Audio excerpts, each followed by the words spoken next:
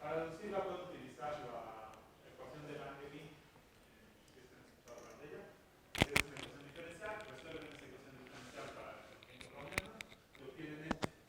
Lo curioso con los vidrios es que cuando uno va acercando a la transición vítrea, en general para los fluidos pega muy bien esta constante, experimentalmente lo miden y pega excelente, casi exacto, pero cuando se empieza aumentando la viscosidad en varios vidrios pasa a diferir hasta el doble de magnitud.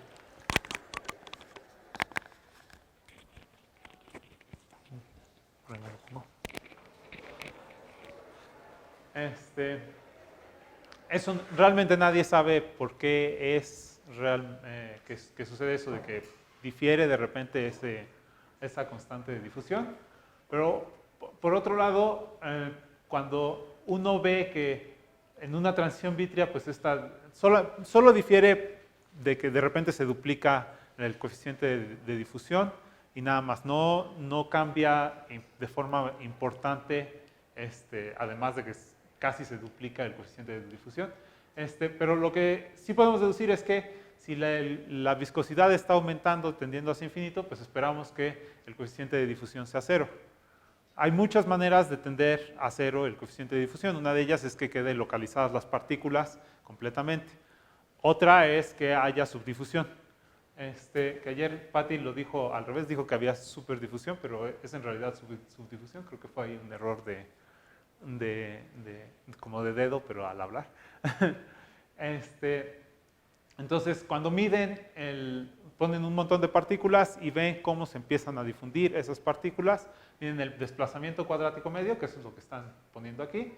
Esta línea corresponde a difusión normal, o sea que el desplazamiento cuadrático medio va como t. Y si se dan cuenta, está en log-log. Mientras va aumentando la densidad, este desplazamiento cuadrático medio como que se va agachando por un rato. Entonces se vuelve subdifusivo. Se ve poco relativamente, pero sí hay una diferencia entre esta pendiente y esta pendiente, ¿no? Y es una diferencia como de entre 0.2 y 0.4, dependiendo de la velocidad a la que enfrían el sistema. Pues eso es una curiosidad más o menos importante. Otra de las curiosidades de los vidrios que me faltó ver la vez pasada es que cuando uno baja mucho la temperatura y miden el calor específico, no se comporta como predice Debye. Entonces aquí tenemos la línea que se ve como recta y luego se curva, sería la predicción de Debye de un cristal. Y lo que realmente sucede es que se desvía un poquito. Si uno simplemente divide entre t cúbica, que sería la predicción de Debye, el coeficiente, el calor específico, ve que tiene esta curva extraña. Y eso, dicen, pues ¿por qué de repente empieza a diferir ahí? Si se van a cómo se deduce lo de Debye, pues tienen que tener una distribución de los fonones que sigan más o menos esta formulita. Eso lo enchufan a la cantidad de energía, que se acuerdan que es la densidad de esta dividida multiplicada por el número de ocupación. Lo integran y finalmente van a obtener haciendo el cambio de variables, van a obtener esta energía que va como t a la cuarta, y es cuando derivan este t a la cuarta, pues les queda t al cubo, ¿ok? Si ustedes meten otra densidad, pues van a obtener otras posibles funciones. Y ese es donde la gente dice, pues seguramente está ahí. Para poder medir si hay diferencia en la densidad de estados para diferentes frecuencias, lo que pueden hacer es hacer espectroscopía Raman, que lo que les dice es, mandan haces con diferentes intensidades y ven cómo se dispersan esos haces, y según la intensidad con la que se dispersen, pueden recuperar cuál es la densidad de estados para cada frecuencia, ¿no? Entonces, cuando lo hacen para los vidrios, obtienen esta curva curiosa. Y si enchufan esta densidad de estados aquí, sí obtienen algo así. Entonces, hay algo que no se entiende muy bien de por qué se produce esta densidad de estados rara, donde hay una especie de sobreacumulación de frecuencias bajas. Y pues eso, como de alguna manera se parece un poco a llegar a estados base, que sería como una especie de condensado de Bose o algo así, como que se juntan ahí algunas frecuencias, le llaman, a esta cosa le llaman el pico bosónico, que es una anomalía en el calor específico. Ok. Otra curiosidad es, si uno, bueno, este diagrama ya ni lo explico porque ya lo han visto seguramente otras veces y ayer lo vieron también. Pero este sí está más o menos curioso. Si uno intenta enfriar el agua, pues primero va a tener agua normal. Si la sigue enfriando, va a tener agua sobreenfriada. Eso se puede llegar a presión ambiente, se puede llegar hasta como menos 40 grados centígrados y que se mantenga el agua líquida. Si lo siguen enfriando, de repente la gente ya no sabe qué es lo que sucede porque les cuesta mucho trabajo mantenerlo estable y revisar qué sucede microscópicamente. Entonces, a esa zona le llaman no man's land porque no hay nadie que lo pueda estudiar, aunque ya esto de aquí es de un artículo del 2017 donde sí lo lograron estudiar. Después de eso entra en una etapa donde es muy viscosa el agua y finalmente se vuelve un agua vítrea. Hay dos posibilidades de agua vítrea, como lo puse aquí, y se puede llegar de dos formas diferentes. Una es aumentar mucho la presión y después enfriar, y el otro es enfriar y después aumentar mucho la presión. No se sabe si son la misma fase a la que se llega o son diferentes, pero tienen propiedades muy similares. Solamente no lo han podido estudiar microscópicamente bien.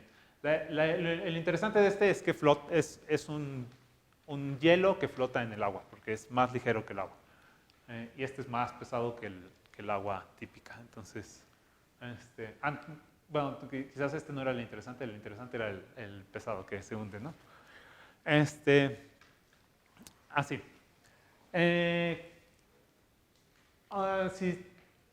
Si recuerdan lo del factor de estructura, salen estos piquitos, ¿no? Y si miden el segundo pico en esta zona del no man land, muy cerquita del supercooled, que es cuando lo han logrado hacer, y miden la altura de esta cosa, se ve que empieza a crecer pues casi como exponencialmente. Entonces, de alguna manera, se va a mantener vitrio, pero habíamos dicho que esto correspondía con las correlaciones. Entonces, lo que significa es que entre más bajan la temperatura, más correlacionados están a segundos vecinos, lo cual es un poco raro porque es un estado vitrio o un estado fluido, pero muy correlacionado, que no se entiende muy bien. Se empiezan a aplastar las formas como cristalitos que se pudieran formar, cristalitos de 2 o 3 moléculas, pero se empiezan a aplastar de alguna manera rara.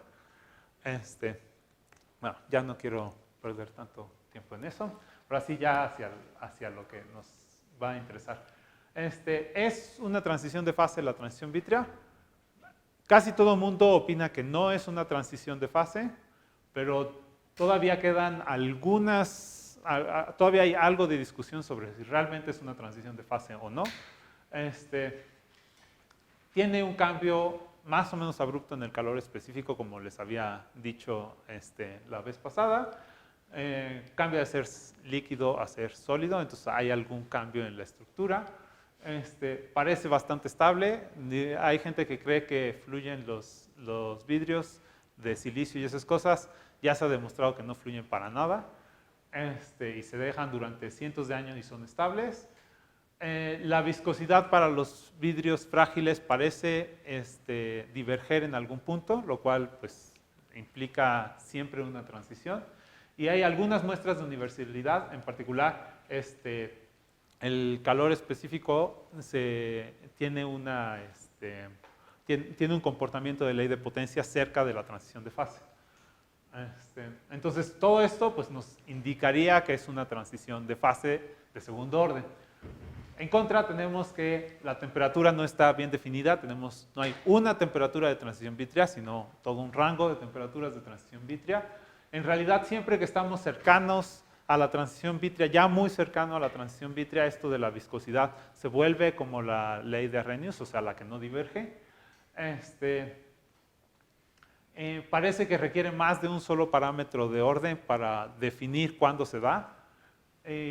La longitud de correlación no crece a infinito como en las transiciones de fase. Entonces eso, pues, no, para la mayoría de la gente es suficiente para decir no es una transición de fase, pero todavía hay cosas ahí que duelen un poquito y en particular me voy a regresar a esta.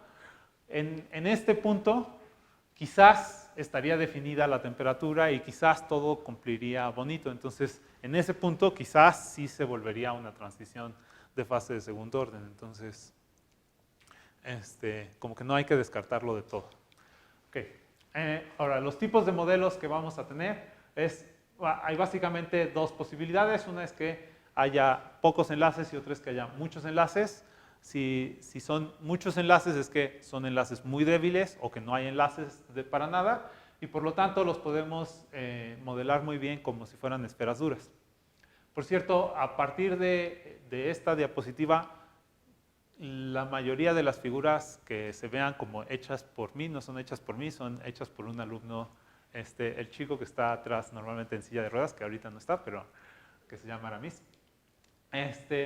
Y la otra posibilidad es que haya enlaces fuertes, que son enlaces covalentes, y por lo tanto lo podemos modelar bien con una red, ¿no? Con una red aleatoria donde uno mete puntos aleatoriamente y se van a conectar o 2 o 3 enlaces, o 3 o 4, o los que sean, para que el promedio no sobrepase en 4. ¿No? Ok, entonces voy a hacer esta sesión en principio, es para todo lo que tiene que ver con vidrios metálicos, que son las esferas duras. Entonces, ¿cómo los estudiamos? Pues en simulaciones pueden aplicar Monte Carlo.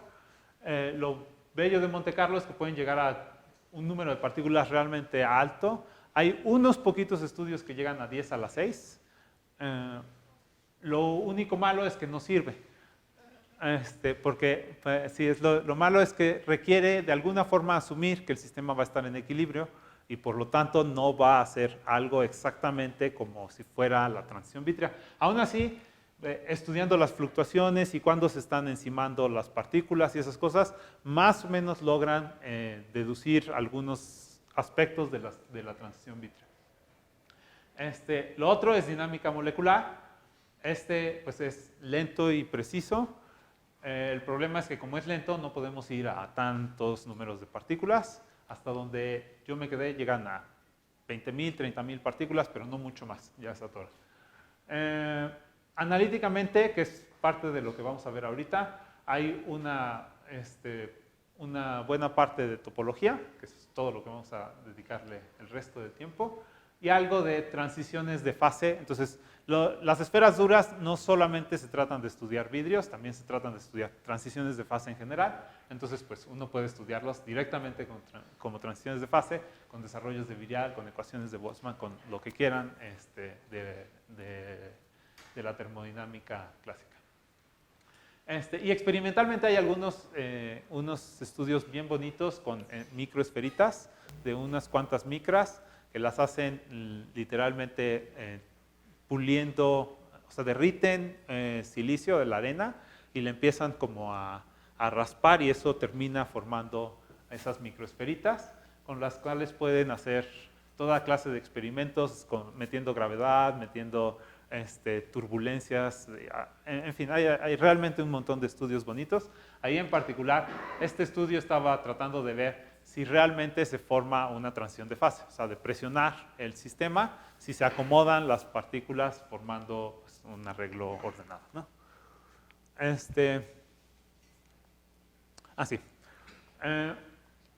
Ahora, si queremos hacer Monte Carlo, o de hecho cualquier cosa que quieran hacer en simulaciones, lo primero que necesitan hacer es poner condiciones iniciales. Y la parte de poner condiciones iniciales no es trivial para nada. uno podría pensar que una manera de hacerlo es, pues tengo mi caja, meto una partícula con una distribución homogénea, luego meto otra partícula y así sucesivamente, ¿no? Entonces, tengo mi caja, meto una partícula, luego otra partícula, y ahí se me encimó, entonces la quito y la vuelvo a meter con otra condición aleatoria elegida, ¿no? Eso podrían pensar que es una buena forma de distribuir, de poner los discos como condiciones iniciales. Pues no, es una buena forma y aquí les voy a tratar de dar un argumento. O sea, el argumento es el siguiente. Piensen que lo voy a hacer discreto porque es mucho más fácil y en una dimensión porque es mucho más fácil. Pero tenemos un lugar, un pedazo de recta donde yo puedo acomodar estas fichas, entonces puedo acomodar en el lugar del 0 al 4. Y mide 2 de espacio, entonces requiero que donde lo ponga al menos haya 2 espacios libres para el siguiente, ¿no? Entonces, por ejemplo, si lo tengo ahí en el 3, pues no puedo poner una partícula ni en el 2 ni en el 1 porque me encimaría, lo tendría que poner en el 0, ¿ok? Entonces me pregunto cuáles son todas las posibles configuraciones de hacer esto, ¿no? Entonces, si tengo una partícula, pues tengo esas 5 configuraciones. Y ahora quiero meter una segunda partícula, ¿ok? Entonces, ¿cuál es la probabilidad de que en mi primer tiro salga cualquiera de estas? Pues un quinto, ¿sí? Y ahora voy a tomar una segunda partícula.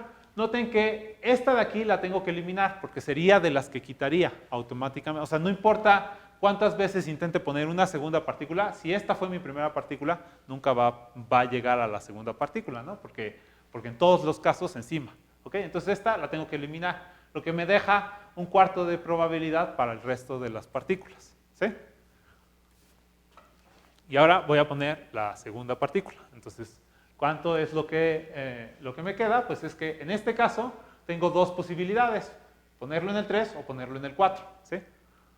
En el caso de acá abajo solo tengo una posibilidad y luego los otros son simétricos. Entonces, en este caso era un cuarto multiplicado por un medio. Entonces me da un octavo de probabilidad de tener esta configuración. Esta también va a tener un octavo de probabilidad. En este caso, si salió esta, es un cuarto multiplicado por 1, que es un cuarto. Y ya vemos que no todos los estados son igualmente probables. Que si queremos pensar en algo que va hacia el equilibrio, entonces yo sé que los vidrios no van al equilibrio, pero primero tenemos que pensar en la posibilidad de llevarlos al equilibrio. Si no somos capaces de crear un sistema que los lleve al equilibrio, pues no vamos a poder estudiar cómo se rompe eso, ¿sí? Entonces, ese es el argumento por el cual este sistema de agregar de una en una y luego quitar no funciona. Entonces, ¿cómo le podemos hacer para generar una buena distribución? Lo que podemos hacer es poner primero puntos. Los puntos sí los podemos poner todos al mismo tiempo y no van a diferir, no van a tener problemas de intersectarse uno con otro. La probabilidad de que 2 puntos caigan en el mismo lugar es 0. Computacionalmente no es 0, pero es prácticamente 0.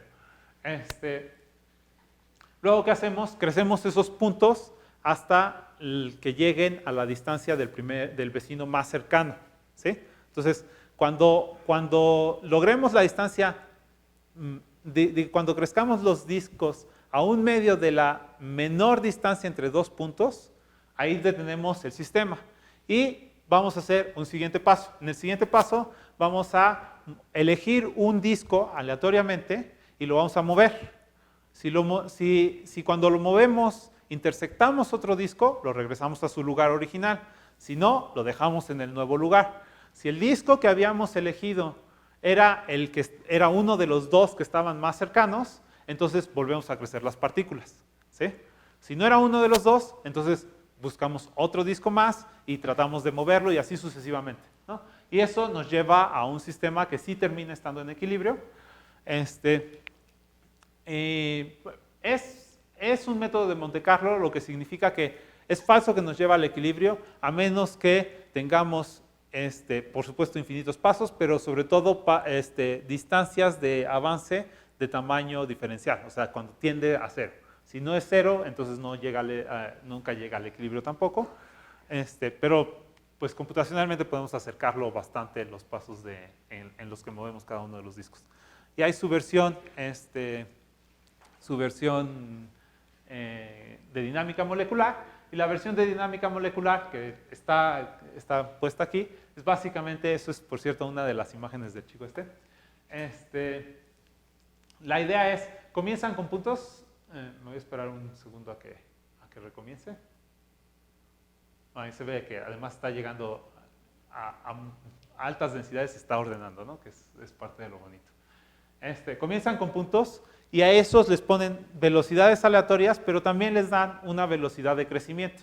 Y siguen, el crecimiento no les cambia la masa, o pueden hacer que cambie la masa, eso no importa, pero les da de alguna manera una posibilidad ahora sí de colisionar y que se cumpla conservación de energía, conservación de momento, y pues van a tener esta clase de figuritas. Por cierto, recordando lo que decía Víctor Romero ayer, de que deberían de llevar un curso de colisiones, una parte de colisiones, es totalmente verdadero. Cuando hacen esto, gran parte del sufrimiento lo han hecho 2 alumnos y los 2, uno de ellos es el que hizo esta parte, y los 2 sufrieron bastante con la parte de colisiones, que se supone que ya se tiene supervista en mecánica clásica, pero no es verdad, ¿no? Ok. Ahora, ¿qué es esto de los parámetros de orden? En el caso del modelo de Ising nos sirve la susceptibilidad, y en el caso de Van der Waals nos servía la diferencia de densidades, pero en el caso de las esferas duras, ninguno de los dos está tan claro que funcione. Entonces nos inventamos algo, y es que aquí la transición de fase no es exactamente termodinámica. De hecho, no está tan bien definida la temperatura en el caso de las esferas duras, porque los potenciales son infinitos. Entonces uno tiene que inventarse otra cosa. Y viendo la imagen que teníamos justo antes, pues se ve que se ordenan geométricamente. Entonces lo que se inventaron es tratar de medir esa cosa geométrica.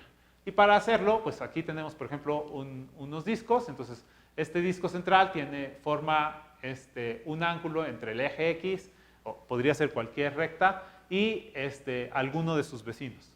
Y eso lo hace con todos. Entonces, de alguna forma, lo que yo quiero ver es que ya sé que se va a parecer a un arreglo hexagonal en el caso de los discos, y en el caso tridimensional se va a parecer a este FCC o HCP, que tienen igual una distribución de ángulos muy concreta. Entonces, lo que hacemos es hacer un promedio de cómo van cambiando estos ángulos. En el caso tridimensional, como tenemos en realidad 2 ángulos, para hacer el ángulo sólido completo, requerimos los armónicos esféricos. En el caso 2-dimensional, pues requerimos las funciones senos y cosenos, que son simplemente la exponencial, ¿no? Entonces, esta cosa tiende a 1 cuando el arreglo es perfectamente hexagonal, y tiende a 0 en cualquier otro caso, ¿sí?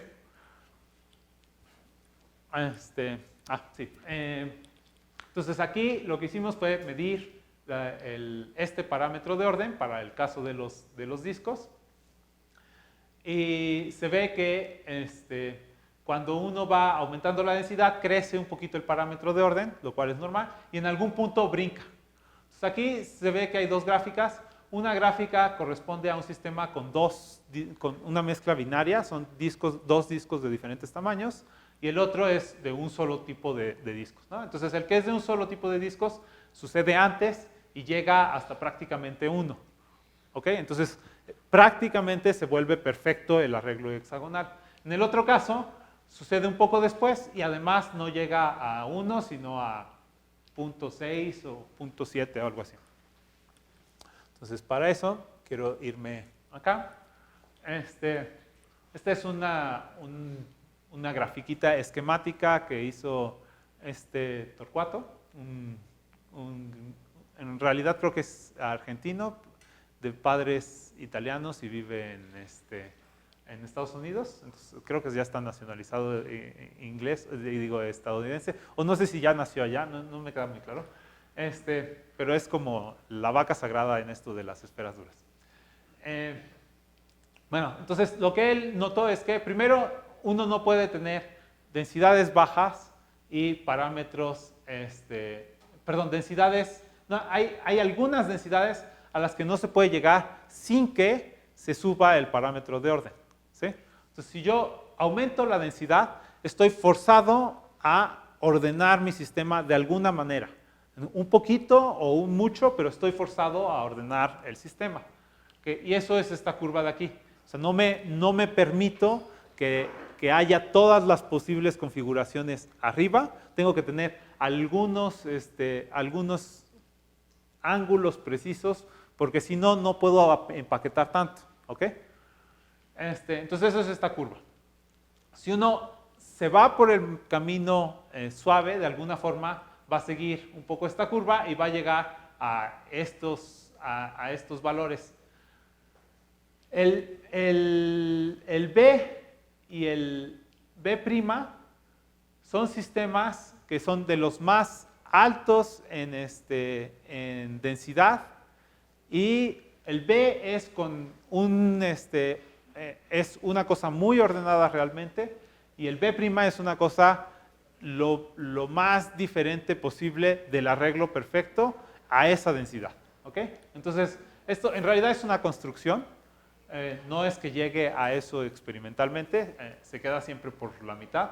Y en este caso trataron de ver cuáles son los casos más desordenados entre los ordenados, los más ligeros que podían tener, ¿no? Entonces, ahí encontraron también dos como límites. Entonces, entre toda esta región, en realidad están cosas que en principio serían como cristales. Pero hay una buena región de cosas que no son cristalinas y que están más o menos desordenadas. Este de aquí es el que sería como el máximo desordenado, y que de todas formas tiene una densidad muy alta. ¿Ok? Entonces, este es como el que tratamos de creer que se refiere a los vidrios, a la formación de vidrios reales. Ya llegó el culpable de las imágenes. ¿Sí? ¿Ese parámetro es proporcional como al primer pico de la GDR o cómo eliges la distancia? Ahorita vamos a, creo que justo llegamos a eso. Entonces, qué bueno que haces la pregunta. Esto de los vecinos es como en el caso que hay enlaces es muy claro, pues con el que tiene enlaces. Pero en el caso de esferas duras no es muy claro. Cuando tenemos muy apretado el sistema, podemos hacer eso como el primer pico de la GDR, y entonces ya sabemos más o menos dónde están los vecinos, los primeros vecinos. Pero si es un fluido poco denso, y si es en el caso de un vidrio, tampoco es muy claro cuándo serían los primeros vecinos. Entonces, una manera, efectivamente, es tomar simplemente la distancia a el primer vecino. Entonces, todos los que se encuentran a una distancia menor que cierta cantidad. Y lo otro es utilizar esto de los polígonos de Voronoi, que ahorita lo vemos. Entonces, eso es lo que les decía. Tenemos una partícula, definimos una R, y esa es la que nosotros querramos. Y todos los vecinos que se encuentren dentro, o sea, que los centros se encuentren dentro de ese disco, los consideramos nuestros vecinos, ¿sí? Y todos los demás no, así de simple. ¿Ok? Esto de alguna forma está súper relacionado con la GDR, que es el factor que hasta ahora no les había definido qué era la GDR realmente, se los había definido como una cosa experimental. Numéricamente, y corresponde, o sea, aquí vean, este es el factor de estructura, esto es esta GDR definida, y se ven pues igualitas, ¿no? Tiene en algún punto sube y luego oscila, ¿no? Y esto de dónde sube depende del tamaño de los discos. En este caso igual, en algún punto sube y luego oscila de alguna manera. ¿Ok? Entonces, ¿cómo lo definimos? Pues mandamos una distancia R y una distancia R más DDR, y todos los discos que caigan ahí adentro, entonces donde el centro cae dentro de ese anillo, los contamos, esa es esta NDR. Y sacamos el promedio de esos para todos los discos, y de hecho para todos los discos y para muchas configuraciones. Esto, ¿cuántas configuraciones eran, Aramis? Creo que sí, sí. 5.000 configuraciones. Entonces son 5,000 configuraciones diferentes sobre los 10,000 discos. Entonces el promedio se hace 2 veces en realidad. Lo hago sobre cada uno de los discos, calculo cuántos fueron esta cantidad. Y eso lo promedio. Y luego hago 5,000, bueno, Aramis hace 5,000 configuraciones y vuelve a promediar, ¿sí? Entonces, y eso les da esta curva más o menos suavecita. También, si uno tiene un sistema extremadamente grande, como es un fluido, pues no necesita hacer 5,000 configuraciones, le basta con una, que sería la del fluido, ¿no? Ok.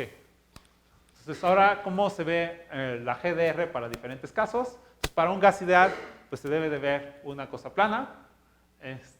Esta sí las hice yo. Me puse ayer en la noche a hacerlas. La del gas ideal es muy fácil. Y pues se ve una línea recta, ¿no? Es una simulación real. Si se acercan más hay ruido, pero es tan poquito el ruido que se ve como una línea recta. Y este es un cristal. Puse el arreglo hexagonal y calculé esa misma GDR y se ve que hay como especies de deltas de Dirac, donde aparecen los vecinos, ¿ok? Entonces, los fluidos deben de estar los líquidos o fluidos densos y los vidrios deberían de estar en una cosa ahí intermedia. Entonces, cuando uno hace las simulaciones, entonces esta de aquí, regreso, esta de aquí es para el estado todavía fluido, que era, no sé, 0.3, 0.4 de densidad, cuando se da a 0.7 más o menos la transición de fase, ¿ok? Y aquí hay un titipuchal, todos estos son todas las posibles densidades, ¿no? Y comienza desde una más o menos baja, que es esta azulita, se ve que sube un poquitito, y fíjense que el pico estaría como por esta zona, que no corresponde con los primeros vecinos cuando ya está más o menos sólido. Y todo lo que tienen que ver aquí por ahora es que de repente empiezan a aparecer justamente los picos que están aquí. Si seguimos aumentando la densidad, claro, hacer esa parte de aumentar la densidad, de aquí yo no hice la simulación dinámica. Lo que hice fue fijar los discos en algún lugar y ya lo calculé.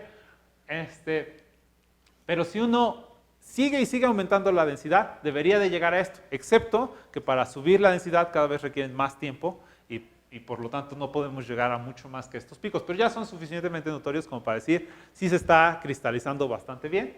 Hay otra cosa que vale la pena que vean. No se ve tan bien, pero aquí como que le aparece un hombro, sube y baja, ¿no? Entonces esta cosa se deforma para intentar sacarle este segundo pico, ¿sí? Que después se vuelve el pico más importante. En el caso de, este es en discos duros, entonces ahí va a pasar siempre así, que este hombro de repente crece hasta salirle un chipote suficientemente grande, que es los primeros vecinos realmente. En el caso de poner esferas duras, no sucede eso. Bueno, depende de la velocidad a la que crecen las partículas. Si la crecen muy lentamente, les va a suceder esto también, pero si la crecen rápidamente, se va a atorar con el hombro. Entonces le sale el hombro como que tiene la intención de tener los primeros vecinos, pero se frustra. A eso es a lo que le llaman la frustración geométrica, porque de alguna manera uno está metiéndole cachitos por ahí, de tal manera que le impide terminar de formar el arreglo bien ordenadito alrededor, de 6 esferas alrededor a los lados y 3 por arriba y 3 por abajo, ¿no? Porque hay algo que se metió y que no dejó terminar de formar eso, y eso se propaga, ¿ok? Entonces termina siendo pues, esa frustración, que es lo que todo el mundo reconoce como la clave de la transición vítrea, ¿no? Entonces, si dicen, ¿se parece a un fluido? Sí, pero no totalmente. En el otro caso, o sea, cuando es fluido de verdad, es un solo pico. No tiene hombro, no tiene deformidades, es un bonito pico lorenciano, ¿sí? Pero si uno le aumenta la densidad, al caso de las esferas duras, puede crecerle ahí ese hombro, como esa deformidad, y quedarse en ese punto. Entonces, sí se parece en casi todo a la GDR de un fluido, excepto por ese hombro. O sea, sí hay alguna diferencia real en el caso de los vidrios. Ok. ¿Sí? Entonces, en la imagen anterior, ¿este es cristal o vidrio? Esto en realidad todo cristaliza. Entonces tenemos aquí el montonal de cosas. Cuando se está formando, es todavía fluido, pero realmente fluye bien. Y si siguen aumentando la densidad, pues le crece el pico hasta que ya no, o sea, hasta que se empiezan a emparejar, y cuando se emparejan ya no se deshace y ya como que quedan fijos los primeros vecinos. Sí. Lo que voy a decir es, en la GDR no muestra parte de la información del ordenamiento que tiene que estar, que el exacto es simétrico, ¿no? O sea, tiene cierta estructura. Sí, sí. O sea, solamente lo muestra en el sentido de que tú sabes a la distancia a la que está, pero no puedes ver el tipo de simetría que tiene, porque, o sea, el tipo de simetría lo tendría solamente a qué distancia está. Porque sabes que si es simetría hexagonal, la distancia debe de ser exactamente de 1, mientras que si es cuadrático, digo, sobre todo el segundo pico, en el hexagonal tienes un rombo que se forma por dos triángulos equiláteros, entonces mides esa distancia, que es raíz de 2, ¿no? Y en el otro caso tienes el de un cuadrado, y entonces, no, ahí es donde es raíz de 2, el otro es raíz 2/3 de raíz de 2 o algo así, no sé. Entonces eso sería la única información de donde podrías obtener eso, pero no es realmente directamente la información de la simetría, porque lo estás midiendo sobre todo el círculo, entonces esa parte se pierde de alguna forma. Ok, la otra forma que les decía es hacer una teselación de Voronoi. La teselación de Voronoi consiste en, o sea, ustedes tienen los puntos de los centros de los discos y simplemente buscan poner el área de tal manera que si yo pongo un punto cualquiera en esta región, el punto de mi conjunto de discos que dista menos es el de mi región de Voronoi. ¿Okay? Esa es la definición del teselado de Voronoi. Entonces, son las regiones donde si yo pongo un punto, la distancia al centro de mi región de Voronoi es menor que a cualquier otro centro. ¿Okay? Esa es la definición, que lo utilizan, por ejemplo, para decidir si yo quiero poner una tienda y quiero saber si la gente se va a ir a la tienda que esté más cercana. Entonces, si yo pongo una tienda, quiero saber cuánta gente voy a jalar. Pues va a ser la que cubra mi región de Voronoi, ¿no? Porque todos los demás que estén fuera de esa región de Voronoi se van a ir a otra tienda, a la de la región de Voronoi correspondiente. Ok, entonces, esto tiene la ventaja de que nos ayuda a definir vecinos claramente, porque formamos polígonos, pues con los que se tengan una cara en común van a ser sus vecinos. Lo mismo lo pueden pasar a 3 dimensiones y van a tener poliedros de Voronoi y las caras les van a definir quiénes son los vecinos. ¿Ok? Como yo creo que a mí me dijeron justamente esto del Voronoi cuando estaba haciendo la licenciatura, como, ¿por qué no lo haces? Y yo inocentemente lo intenté hacer de manera directamente de la definición, salió algo horrible, tardado y que con 100 partículas ya se trababa la computadora totalmente. Entonces, después pasé mucho tiempo sufriendo en hacer bien los polígonos de Voronoi, así que creo que vale la pena mencionar cuáles son los algoritmos que lo hacen bien. Si uno lo hace directamente es inexacto, porque sería poner puntos aleatoriamente y decir a cuál dista menos. Entonces eso es inexacto y además muy tardado. Otra forma sería darse cuenta que estas rectas de aquí van a ser la mediatriz entre los dos puntos. Entonces uno traza todas las rectas y luego busca cuál es la región que queda envolviéndolo. Esto también es tardado, la complejidad es n cuadrada. Y cuando uno pasa a 100 partículas todavía es aceptable, pero cuando pasa a miles de partículas ya se vuelve simplemente insoportable. Entonces, los buenos algoritmos son estos dos. Uno se llama Fortune y la idea es ir bajando una recta. Esa recta produce estas parábolas que son, cuyos centros son los centros exactamente esos. Y donde se van intersectando las rectas son exactamente los polígonos de Voronoi. No voy a explicar por qué, pero les quiero dejar el nombre por si alguno quiere meterse a hacerlo. Y el otro es Divide y vencerás, que básicamente consiste, perdón.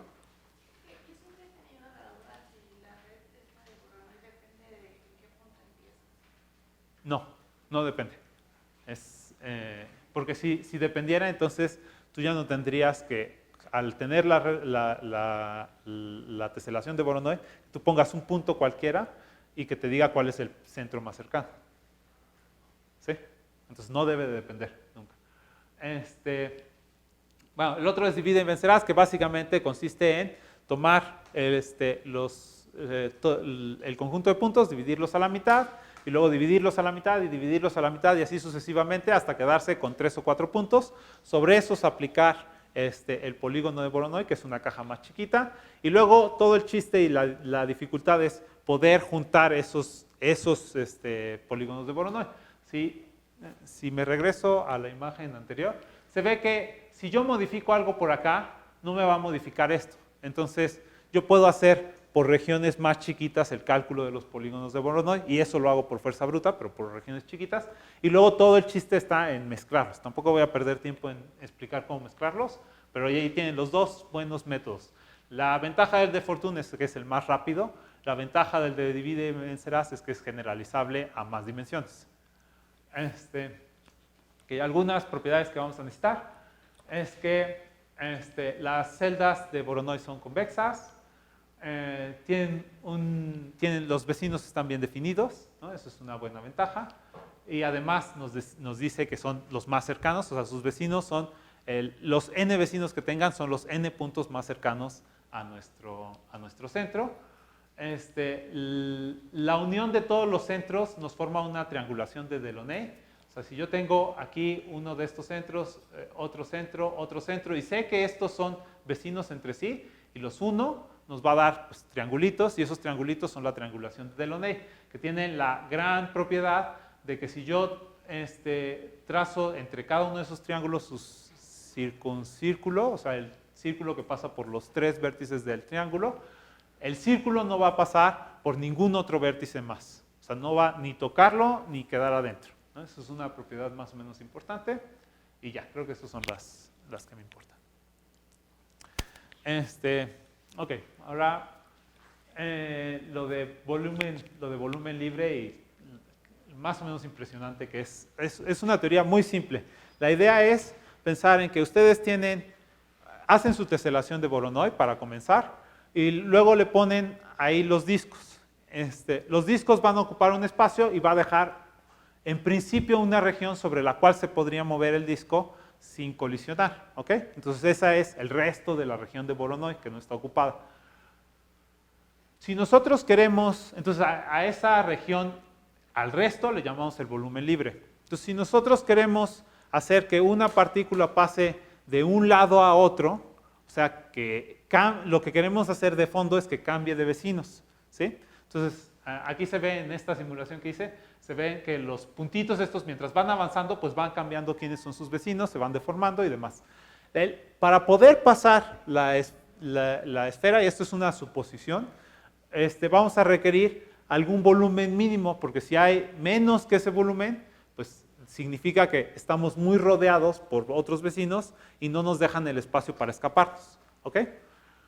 Ahora, para reacomodar los volúmenes, yo necesito intercambiarme de lugar, ¿sí? No es como lo puse aquí en realidad, sino lo estamos pensando discretamente. Hasta que yo no logro cambiar de vecinos, de quiénes son mis vecinos, no voy a reacomodar mi volumen libre. Entonces yo requiero, para poder reacomodar mi volumen libre, que haya un volumen suficientemente grande, si no, no lo puedo reacomodar, no lo puedo cambiar y no puedo cambiar el de ninguno alrededor, ¿ok? Entonces ese volumen, que es como el mínimo posible al que podemos llegar antes de que el sistema se atasque, porque ya no va a poder intercambiar de lugar, ¿ok? Esa es la idea de la teoría de volumen libre. Entonces, si sabemos eso, también sabemos que la distribución es aleatoria de los volúmenes libres inicialmente. Y eso significa que tiene una distribución de Poisson para que sea una distribución homogénea sobre el espacio infinito. Lo que queremos decir es que hay una distribución de Poisson de volúmenes posibles. En el fondo, simplemente es una distribución de Poisson de los volúmenes de los teselados de Voronoi, ¿ok? Y esta es la distribución de Poisson. Entonces, debe de haber ahí un volumen promedio y eso multiplicado por la exponencial de menos el volumen que queremos dividido entre el volumen promedio. ¿Ok? Ok, si asumimos esto, entonces ahora podemos decir ¿cuándo va a haber un cambio? ¿Cuándo va a empezar a fluir el sistema? Pues cuando tengamos un volumen mayor a este mínimo. Y de alguna manera la velocidad que vamos a tener en nuestros intercambios dependen del volumen libre promedio, ¿no? Entonces, por eso yo multiplico aquí el volumen libre en promedio por la distribución de probabilidad de los mínimos posibles, ¿sí? Y eso de alguna manera me está diciendo cuántas partículas estoy avanzando y a qué velocidad. O sea, sería como una especie de velocidad promedio de nuestro sistema, ¿sí? Y la velocidad promedio de nuestro sistema, de cómo se está moviendo nuestro sistema, pues es justamente el coeficiente de difusión, ¿sí? El coeficiente de difusión, a su vez, que aquí si multiplican esto por este volumen promedio, pues se va a ir de aquí y nos queda nada más la exponencial. Y el coeficiente de difusión, como habíamos dicho, es inversamente proporcional a la viscosidad, por lo que llegamos a una definición de viscosidad. Ahora, quisiéramos que tiene que ver solo con el volumen libre y un valor que no sabemos cuál es, pero asumimos que existe. Y ahora hacemos como un truquito sencillo, y es pensar que el volumen promedio en realidad depende de la temperatura. Y va a depender, entonces esta Tm es la temperatura de transición. Entonces, si yo tengo una temperatura mayor que la temperatura de transición, voy a tener un volumen libre mayor, ¿sí? Y mientras yo le vaya bajando la temperatura, pues lo que estoy haciendo en el fondo es simplemente reducir el volumen de mi sistema. Es equivalente a incrementar la densidad de mis partículas o crecer el tamaño de las partículas. Entonces, mi volumen libre debe de ser proporcional a la T menos la T de transición. Lo sustituimos en la de aquí atrás, en esta de aquí. Noten que cambié esta B estrella por una A, porque este era proporcional ya. Entonces, para que lo pueda poner proporcional, tengo que cambiar también esta cosa. Pero esto ya se parece demasiado a la función esta de Taman, Fogel, Fusher, cosa. O sea, la de los vidrios frágiles, que era la que queríamos llegar, porque habíamos desde un principio dicho que lo de las esferas duras tendría que ser un modelo para cosas que no tienen buenos enlaces. Y los que no tienen buenos enlaces son justamente los vidrios frágiles. ¿Ok? Entonces, con una cosa muy simplona llegamos a una ecuación. Es todo muy aproximado, muy pues chafa casi podría decir, pero funciona y funciona bien. Entonces es más o menos sorprendente.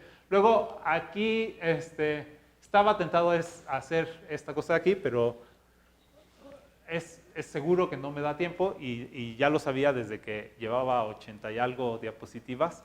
Entonces borré la parte de aquí. Y lo que voy a hacer es mandárselos como un problema, aunque un problema muy desglosado, que es fácil de hacerse, para que obtengan esta parte de la temperatura de transición vítrea como función de la tasa de enfriamiento. Y viene también a partir de ideas así del volumen libre. Entonces eso se los paso el sábado en la noche, se lo mando todo a Luis y Luis se los distribuye a ustedes para que tengan este calculito bonito también, que lo hizo este señor en el 63. Ok, ahora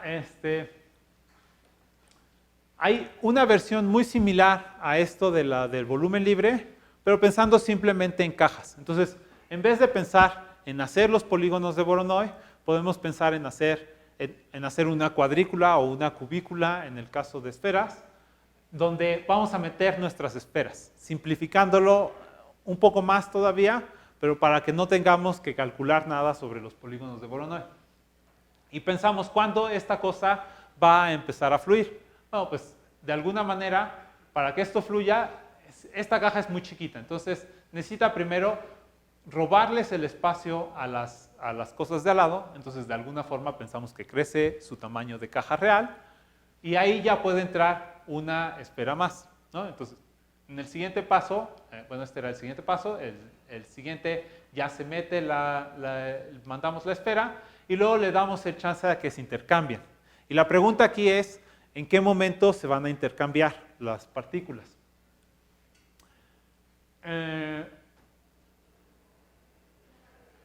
Bueno, uno puede saber cuánto es la densidad a la que se va a intercambiar simplemente calculando en qué momento este puede cruzar para acá y este puede cruzar para allá. Y eso es simplemente un medio del tamaño de la caja, ¿no? Entonces, si el radio es menor que un medio del tamaño de la caja, pueden intercambiarse. Entonces, a partir de ahí, podemos empezar a considerar que va a haber una transición de fase. Lo siguiente es saber cuánto es el tiempo promedio que se van a tardar en intercambiarse las partículas. Eso nos puede además ayudar a poder calcular la viscosidad por otro método, pero también nos ayuda a ver otras cuestiones dinámicas dentro del sistema. O sea, literalmente cómo se están fluyendo las partículas, cómo se están intercambiando, cuál es el proceso para intercambiarse. Hace poquito, me refiero creo que septiembre o algo así, o agosto de este año, David Sanders ya puso su artículo en Archive, todavía no publicado, con el cálculo de esos tiempos de espera, que se ve que es de alguna forma pues, como una especie de ley de potencias, algo así, ¿no? Con respecto del radio de las partículas. El A y el B son porque lo pensó en una caja no necesariamente cuadrada, y ya, ¿no? Ok. Nosotros lo que decidimos hacer es, queríamos checar esto para más de un tamaño de partículas, porque nos interesa la transición vítrea. Y en 2 dimensiones no se da una transición vítrea a menos que se tengan mezclas binarias. Entonces queremos saber no el tiempo de intercambio entre 2 partículas, sino entre más partículas, en particular 3 partículas.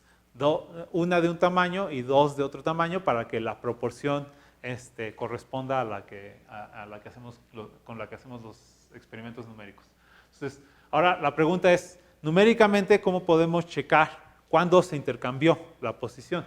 Y para eso simplemente ponemos alguna referencia inicial de dónde se encontraba una partícula inicialmente y se mide la distancia máxima que se separó en un cierto tiempo de ese punto inicial donde pusimos las partículas. Y se va cambiando la densidad, entonces mientras se va bajando la densidad, hay un momento donde brinca, ¿no? Entonces va creciendo de una forma bonita y de repente brinca mucho y ya eso significa que se intercambió, ¿ok? Entonces, a partir de ahí podemos decir que ya se intercambian y podemos medir, entonces, para cualquiera de estos puntos de aquí, cuál es el tiempo de intercambio, o sea, cuando esto suceda. Y pues lo graficamos, checamos primero para 2 partículas, se ve que funciona bien con la fórmula de David, como se ve aquí. Y luego lo hicimos para 3 y para 3 dimensiones y también funciona bien una equivalente, entonces creo que ya no las puse. Sí, ya no las puse porque me pareció que iba a desgastar demasiadas diapositivas en exactamente lo mismo, pero funciona. Lo importante ahí es que los números por los cuales tengo que ajustar cambian, pero la potencia no cambia. Entonces se comportan como una misma ley de potencias ambos casos, ¿no? Otra de las cosas que hice hace ya algún tiempo es pensar en esto de las cajas ya directamente como formado por los que están alrededor. Entonces, en vez de pensar en cajas cuadradas, pues pensamos en una especie de cajas circulares. Si ponemos todos los discos a una cierta distancia, ¿cuál es entonces hay un momento a partir del cual ya puede escapar nuestra partícula, ¿ok? Y ese momento, pues aquí se ve que no puede escapar, ¿no? Porque están muy pegados, pero si yo los alejo, los mismos discos, pues ya tengo un gran espacio aquí, que de hecho se puede medir con la distancia entre estos, que nos dice si puede o no puede escapar, ¿ok? Entonces, haciendo eso, uno puede encontrar cuál es el radio al que tengo que alejar las partículas para que mi partícula central pueda escapar. Simplemente es ver, poniéndolas todas juntas de un lado, las z partículas, entonces aquí z es el número de vecinos que se tienen, pues poniendo todas las z partículas en un extremo, ¿cuál es la distancia a las que las tengo que alejar para que ya pueda escapar mi partícula? ¿Ok? Y me sale esta formulita aquí más o menos simple. Sigma es el diámetro de las partículas y creo que nada más es z es el número de vecinos y ya está. Y luego, pues lo que hicimos es, en este caso, que creo que podríamos mejorar esto, lo que hicimos fue hacer las simulaciones de ir bajando la densidad y medir cuál era la z. Bueno, entonces aquí la R como función de la z me sale esta ecuación de aquí, es esta curva de este lado. Y luego hago la simulación y mido, como en este caso tomé el segundo pico de la GDR como la distancia a la que tenía que poner las partículas y veo en qué momento cruza esta cosa y checo si corresponde con la transición de fase. Luego hice una pequeña mejora que fue, en vez de tomar el segundo pico, el segundo pico puede estar un poco movido por culpa del primer disco, en realidad. Ese primer disco que sigue esta lorentziana y también el segundo pico que sigue otra lorentziana, los podemos separar. Entonces, si sumamos dos lorentzianas y ajustamos la GDR, nos van a quedar diferentes los centros de donde salía el segundo pico de la GDR. Regreso a la GDR. Entonces, el problema está en que, o sea, aquí me genera una contribución, esta caída de aquí. Me genera otra contribución y me genera otra contribución. Que en el fondo son tres lorentzianas sumadas y que el sumarlas me recorre la distancia a la que debería de estar un poquito. ¿Ok? Entonces no puedo contar bien el número de vecinos de alguna manera. Entonces, corrigiendo el agregarle las lorentzianas, sale esta curva de aquí. Entonces ya tomo el centro de la segunda lorentziana, sale esta curva de aquí y se ve que cruza en 0.704, que le pega súper bien, sobre todo considerando que estamos pensando en que los discos todos están a la misma distancia, ¿no? Entonces esto creo que se puede extrapolar a cosas de vidrios también. Ok. Creo que voy bastante bien. Ok, ahora lo de close packing.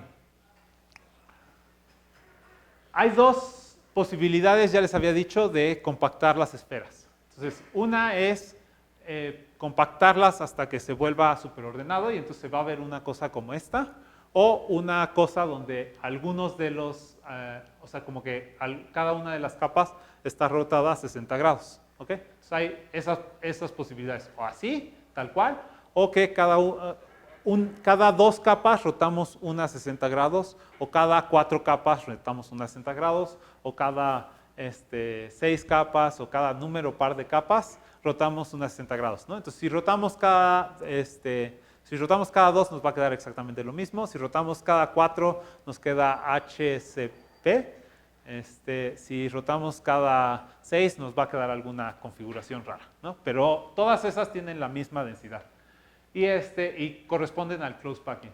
Y la otra es el random close packing, que significa esto de presionar demasiado hasta que las partículas ya no se puedan mover, pero que todavía queden huecos por ahí que se hubieran podido llenar si hubiéramos podido mover todas al mismo tiempo, de alguna manera. ¿Sí? Entonces, si todas las podemos reacomodar, podrían quedarme huecos.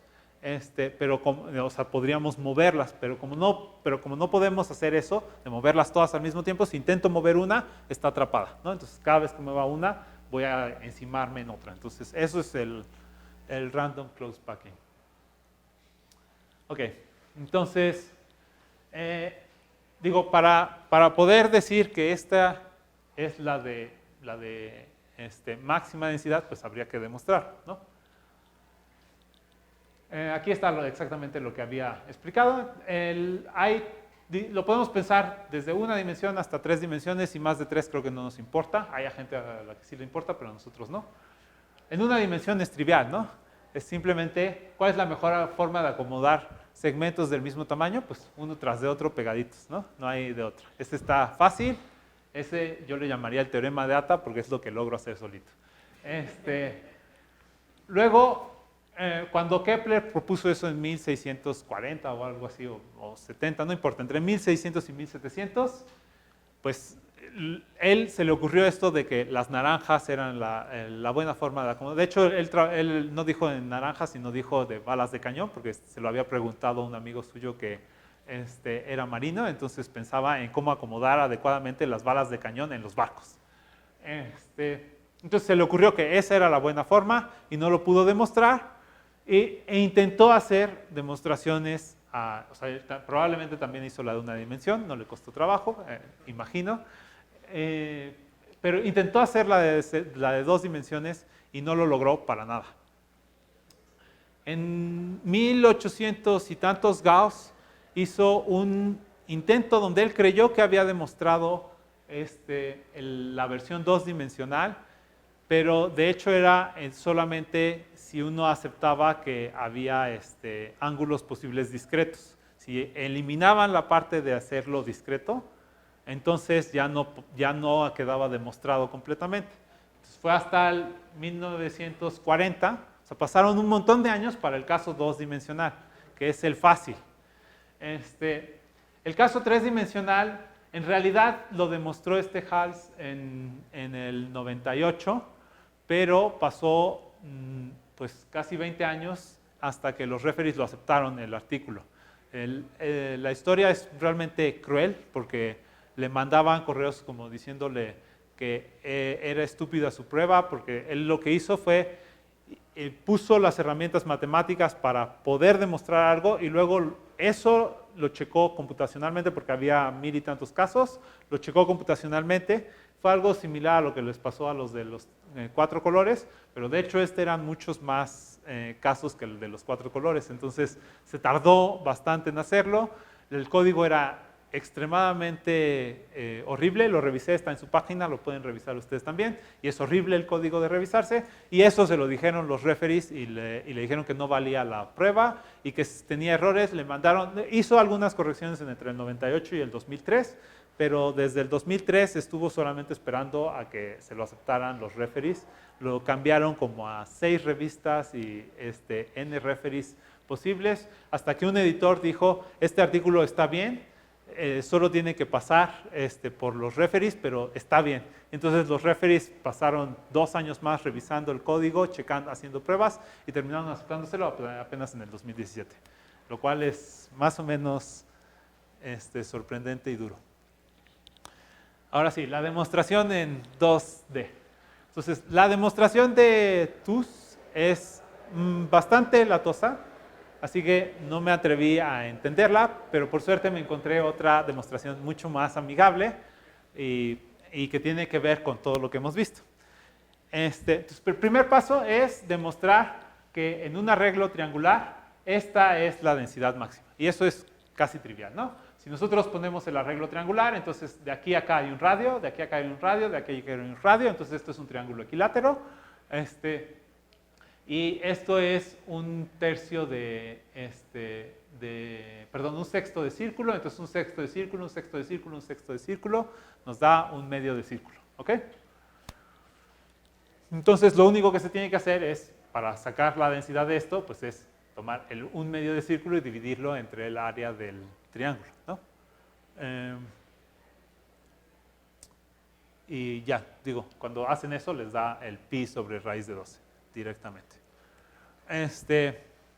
Ok, entonces ahora ya tenemos que el caso de la red triangular efectivamente tiene la densidad máxima.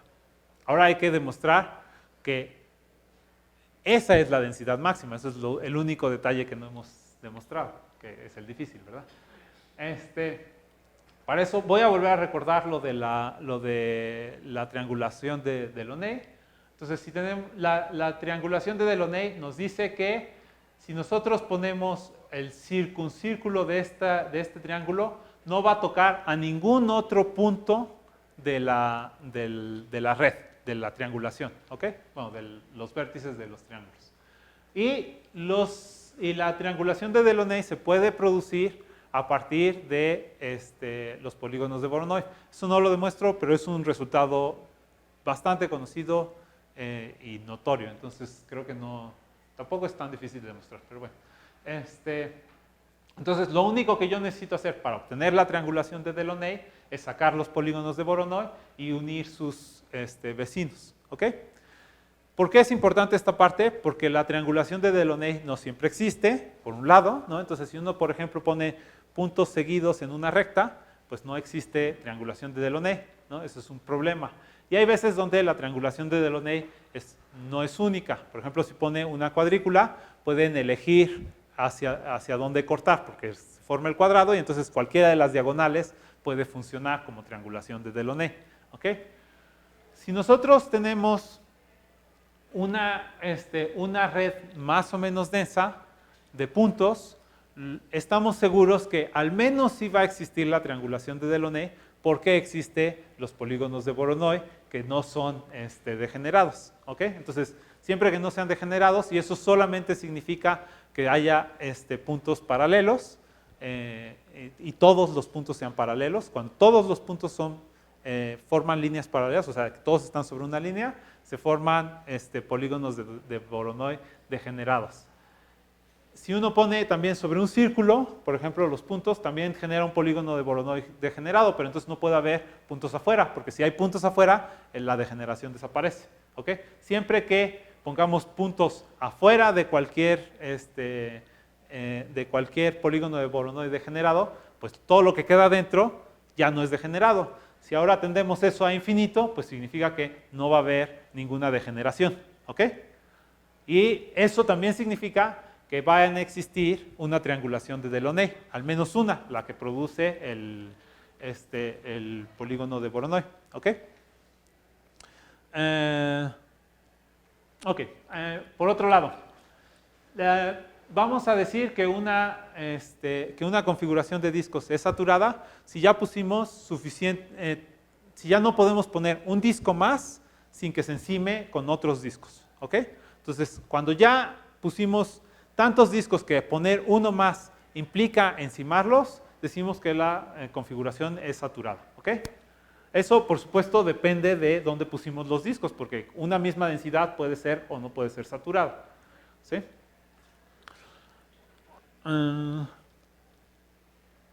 Ok, una observación muy boba es que si nosotros quitamos discos de una configuración saturada, pues va a ser menos densa, ¿no? Eso es más o menos obvio, porque tiene un disco menos o dos discos menos.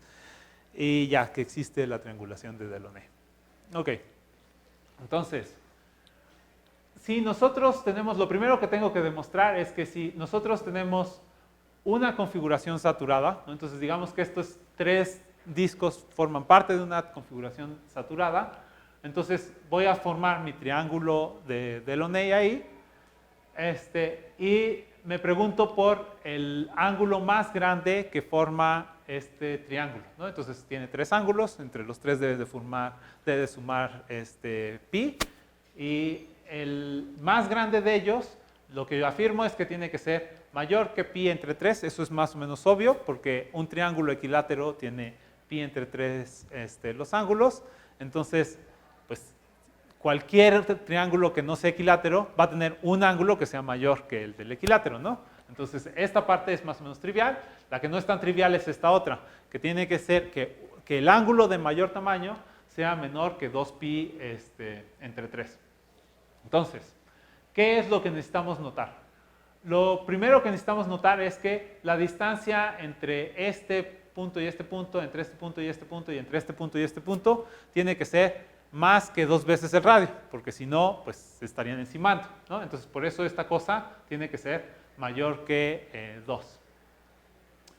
Y lo segundo es que si yo tomo ahora el ángulo de menor tamaño, como yo ya sé que uno tiene que ser mayor que pi tercios, pues eso significa que los otros tienen que ser a lo más pi tercios, ¿sí? ¿sí? Entonces, el menor de ellos tiene que ser menor que pi tercios en general, ¿ok? Entonces, el seno de ese ángulo tiene que ser menor que 1/2, ¿ok? Y ahora voy a asumir que, voy a asumir que esto no es verdadero. Entonces, de hecho, el ángulo es mayor que 2 pi tercios. Eso significa que el ángulo menor tiene que ser menor que un sexto de pi, ¿no? Y por eso es que me salía el seno de un sexto de pi, que es 1/2, es esta cosa de aquí. Y ahora simplemente utilizo la regla esta de los senos y la propiedad de que el radio del el círculo que va inscrito, circuncentro, el radio de esta cosa multiplicado por 2 y multiplicado por el seno del ángulo que quiera va a ser 2 veces el lado opuesto, ¿sí? O sea, si yo tengo este ángulo, saco el seno de y lo multiplico por el radio, eso me va a dar 1/2 de este lado. Eso es lo que quería decir, ¿sí? Entonces lo pongo eso como la ley de los senos. Entonces la ley de los senos me decía que BC entre el seno de A va a ser igual a cada uno de los lados, pero en particular entonces me tiene que ser igual a 2 veces el radio, ¿sí? Y sustituyo, el BC es igual a 2, el seno de A es igual a 1/2, entonces esto tiene que ser mayor que 4, ¿no? Porque estos dos eran mayores o iguales que 4. Pero si esta cosa es mayor que 4, significa que el radio del circuncentro es mayor que 2, y eso significa que puedo meter un círculo ahí adentro de radio R, ¿sí? Porque no me va a estorbar con los otros discos. Y eso significa que ya no era saturada, ¿ok? Entonces llegamos a una contradicción, por lo tanto tiene que cumplirse esta cosa de aquí. Ahora, si se cumple esta cosa de aquí, bueno, además, por otro lado, la densidad en general en un triángulo va a ser, voy a dividir entre el área y arriba simplemente tengo que hacer 1/2 del ángulo más 1/2 del ángulo más 1/2 del ángulo, que son estas cosas de aquí que nos está dando la densidad del círculo, ¿no? ¿Sí? O sea, lo que quiero llegar es a 1/2 del círculo en total. Entonces, cada uno de estas contribuciones son 3 veces, pues debería de ser 1/2 de cada uno de esos ángulos. No sé si me expliqué. ¿Sí? Pero creo que es más o menos claro, ¿no? Y estos de aquí, pues la suma de ellos, ya sé cuál es, porque estoy haciendo la suma de un ángulo de 1/2 de la suma de los ángulos de un triángulo. Entonces tiene que ser 1/2 de pi, ¿sí? En general. ¿Okay? Entonces ya tengo la densidad de cualquiera de estos triángulos de Delaunay. Aquí tienen la tarea para... Es broma, por supuesto. Ok, entonces ahora solamente me falta calcular el área del triángulo, y esa es también más o menos fácil, y es simplemente tengo que tomar uno de los lados multiplicado, digo, esto es básicamente base por altura sobre 2, ¿no? Y eso lo sustituyo, me da un raíz de 3, que si uno lo sustituye en esta cosa de acá, me da que como todos eran con una desigualdad, entonces me queda que el área de esta cosa tiene que ser mayor que raíz de 3. Digo, mayor o igual que raíz de 3. Entonces, si sustituyo esto acá, la densidad tiene que ser menor o igual que pi sobre 2 raíz de 3, que es el raíz de 12 que teníamos al principio, y ya con eso demostramos el teorema porque demostramos que la densidad tiene que ser a lo más eso, ¿no? Ok. Por cierto, aquí en algún momento hice... Ups, no se ve, maldición.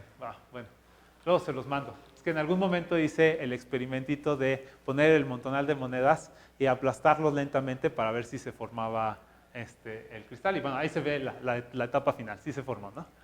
Sí lo alcanzan a ver, el montonal de moneditas ordenadas bonito. Comenzó desordenado. Y llegamos a una cosa ordenada. Ok, entonces ya sabemos, ya pudimos demostrar, al menos hasta 2 dimensiones, que el arreglo más bonito es el triangular. Entonces podemos esperar que si nosotros aumentamos la densidad, o pasa algo raro, que no pasa, o vamos a llegar al arreglo hexagonal, que es lo que sucede, ¿no? Entonces ya demostramos que el buen parámetro de orden sería psi de orden 6. Ahora la pregunta es, ¿qué podemos decir de los arreglos desordenados? Es un poquito más difícil el asunto. Pues para eso necesito hacer algún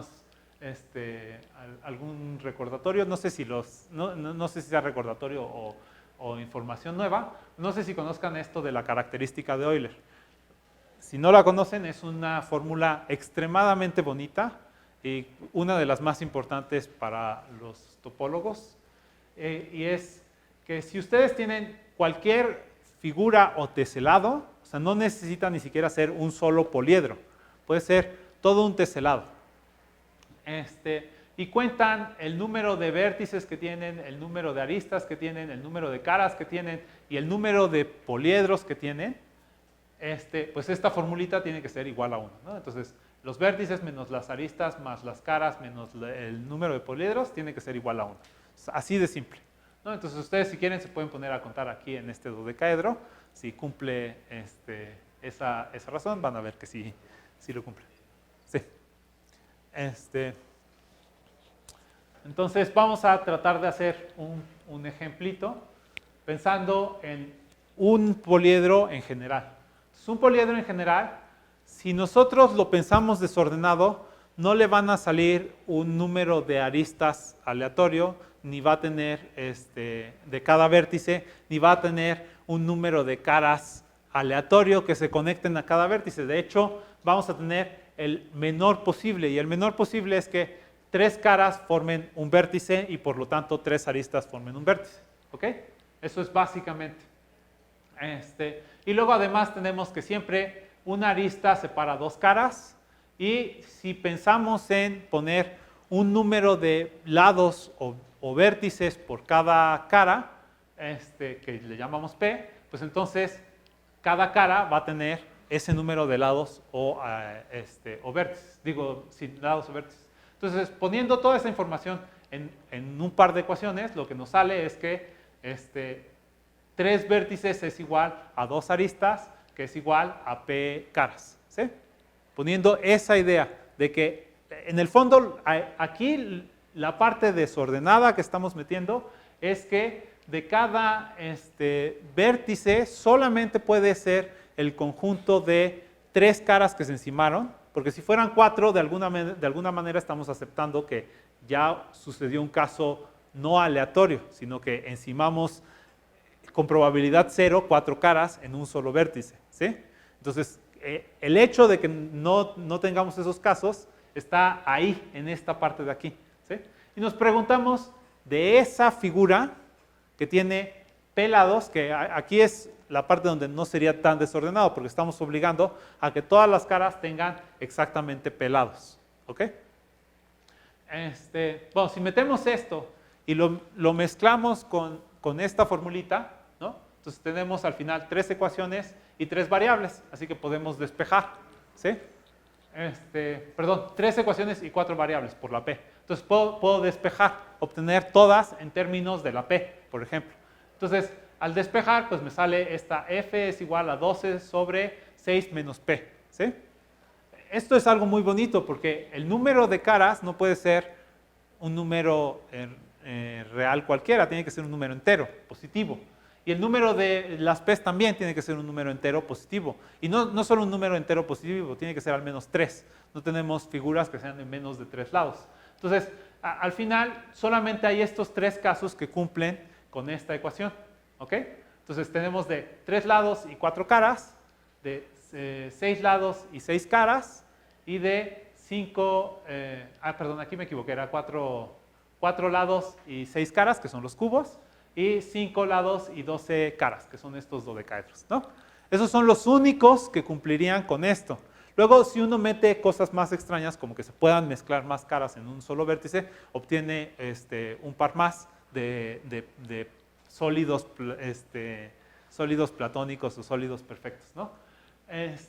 Pero además hay un caso como interesante extra, que la P sea igual a 6. Si nosotros hacemos la P igual a 6, la F se va a infinito.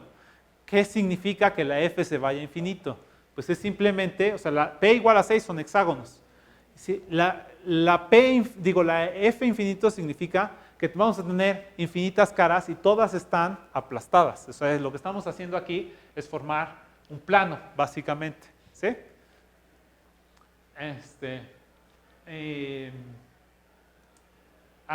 Lo otro curioso es que el 5, que es justo uno menos, es uno de esos de simetría prohibida. Entonces, de alguna manera, nosotros metemos 5 y producimos el primer doblez, pero que además, como tiene simetría prohibida, no lo podríamos ensamblar. ¿Sí? Metemos 6, nos queda un plano. Y los otros dos que nos quedan sí forman un arreglo, pero no forman un arreglo periódico, ¿no? Que es con estos tetraedros o con cubos, ¿no? Entonces, al final obtenemos un arreglo cúbico o un arreglo FCC al final. Okay. El siguiente paso es hacer una espuma. Para hacer la espuma, lo que tengo que pensar es, ahora n ya no vale 1, como en el otro caso. Ahora n va a valer, pues, n tendiendo hacia infinito. Y vamos a ver que ahora de cada arista van a salir al menos tres poliedros. De cada arista conecta siempre a 2 vértices. Un vértice sale en 4 poliedros y llegan también 4 caras, etcétera, etcétera, ¿no? Por ahí puse todas las posibilidades de qué pasa en cada arista, vértice, cara o poliedro. Y lo que tenemos es al final estas, en el fondo, 3 ecuaciones donde metí la P, que ya conocíamos, más la F, porque ahora necesitamos un número de caras por figurita. ¿Ok? Ok, ya tenemos ese número de caras por figurita. Lo metemos junto con la ecuación de Euler y obtenemos otra vez la misma formulita sobre las caras. Entonces, de alguna manera, otra vez estamos obteniendo lo mismo. Tristemente, no nos da más información el hacerlo con esta espuma así. Pero sabemos que esta P, de alguna manera, cuando se vuelve 6, se aplasta el sistema, ¿no? Entonces, voy a tratar de pensarlo ahora para el caso 2 dimensional. Entonces, en vez de pensar en la F como una cosa que es un número fijo, lo quiero pensar como un montón de cosas desordenadas. Entonces, el número de caras que me va a dar o el número de lados que voy a tener debería de ser variable para cada uno de mis poliedros. ¿Ok? Entonces, lo que voy a tratar de hacer es obtener un promedio de ello. Entonces, de la última cosa de aquí,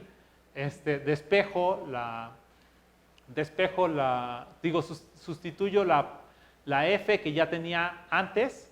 Entonces, sustituyo la F, la P, y como la F era esta cosa de aquí e incluía por ahí una P, que de hecho creo que se me pasó. Entonces, al multiplicarlo por esta se va. Aquí sí, está bien. Entonces, me queda esta fórmula, despejo esta P, se va esta de aquí, y eso lo puedo pasar de este lado, y entonces voy a tener 6n, que es un número, el número de poliedros que estoy, o el número de discos que tengo en el fondo, y lo tengo como una función de las caras y de las P's. Pero ahora lo puedo pensar como un promedio. Entonces, esta 6n lo forzo a que sea un promedio, entonces simplemente hago el promedio sobre todos los casos. Entonces, esta F de aquí ya no es la F real, sino la densidad de las F's posibles, ¿no? Y ya, eso es todo lo que me importa, porque lo único que quise decir en todo esto es que puedo transformar todo mi sistema a que sea el promedio de las caras y de las aristas. Y la solución ya sabemos cuál es, que la P tiene que ser igual a 6, porque será cuando se vuelve infinito. ¿Por qué digo que la P tiene que ser igual a 6? Porque es cuando se vuelve plano el sistema, que estamos pensándolo ahora en 2 dimensiones. Entonces, lo que quiero decir es, para resolver el caso 2-dimensional, lo que hago es irme al caso 3-dimensional y luego buscar en qué momento se aplasta. ¿Sí?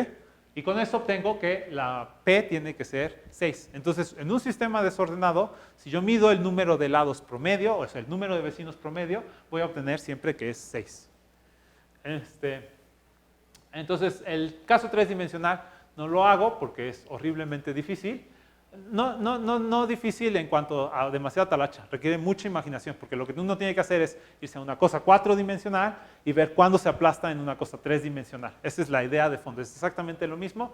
Y ahí les sale una ecuación cuadrática de la cual obtienen estos valores. Cuando se hacen los experimentos numéricos, sale que en realidad es 14.3, no 13.6, el número de vecinos promedio, pero no dista tanto, no está súper bien, pero no dista tanto. Ok, en los 2 minutos que quedan voy a tratar de ir, o no, quizás debería de dejarlo para preguntas. Sí, lo voy a dejar para preguntas y lo dejo ya para la próxima. Okay.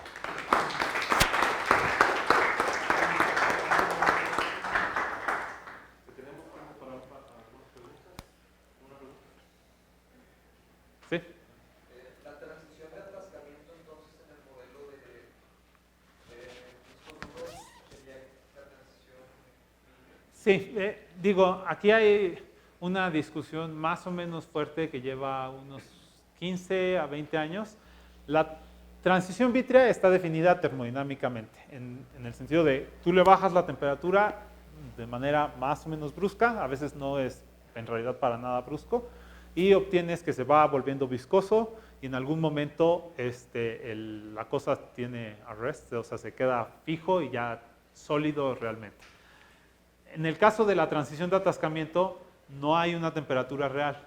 Entonces, lo que haces es aumentar la densidad y esperas a ver cuándo se vuelve este atascamiento. ¿Sí? El problema lo que discuten es si corresponde en realidad al mismo efecto, porque eso no lo podemos saber, y de hecho lo dije con lo del agua. O sea, no sabemos si es la misma fase de enfriar, de primero presionar y luego enfriar muy bruscamente, o primero enfriar muy bruscamente y después presionar, ¿no? Entonces, uno no sabe si en realidad te va a dar las mismas configuraciones y por lo tanto las mismas densidades finales. Y no hay, hasta donde yo sé, una cosa que sea concluyente. Hay grupos que lo han medido, estas densidades a las que se supone que llegan, que en realidad miden cómo se va acercando, miden una ley de potencias en el caso de los vidrios y otra en el caso de los sistemas atascados. Y hay otros que miden que es exactamente lo mismo. Y la diferencia es tan pequeña que es difícil decir si no fue error numérico, porque son en simulaciones donde lo hacen. Entonces todavía está en discusión. Lo último que leí, que fue de hace un par de meses que salió, es que no eran la misma cosa, que sí diferían por casi nada, pero sí difieren, según ellos, como concluyentemente. Pero sí, no queda claro. ¿Alguien más tiene otra pregunta? Bueno, voy a hacer otra pregunta sobre lo mismo. ¿Sí?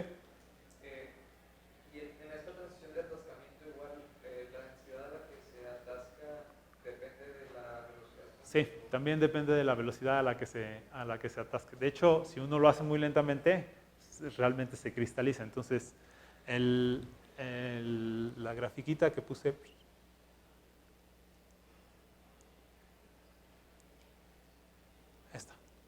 Esta de aquí. Si uno lo hace lentamente, se recorre, pero además no solamente eso, sino que cambia al parámetro de orden al que llega.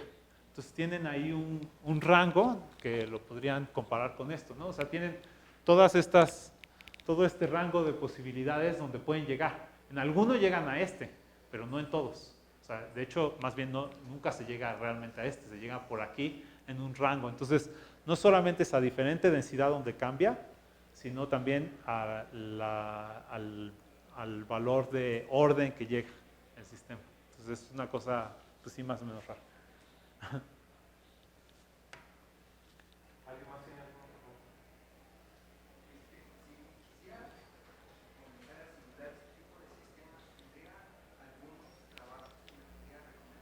Sí, voy a poner toda la bibliografía que usé y eso incluye los trabajos con los que se puedan basar. se los voy a mandar a Luis el sábado por la noche, porque quiero agregarle lo de las tareitas y eso se los va a repartir a ustedes todo. Y lo voy a tratar de poner claramente de qué es la bibliografía, para que no tengas que revisar toda la bibliografía, sino esto es de cada cosa, con la nota. Bueno, si no hay más preguntas, le agradecemos al expositor y nuestra sesión de café hasta las 11 para que lleguen puntual. Vamos a empezar puntual. Muy bien.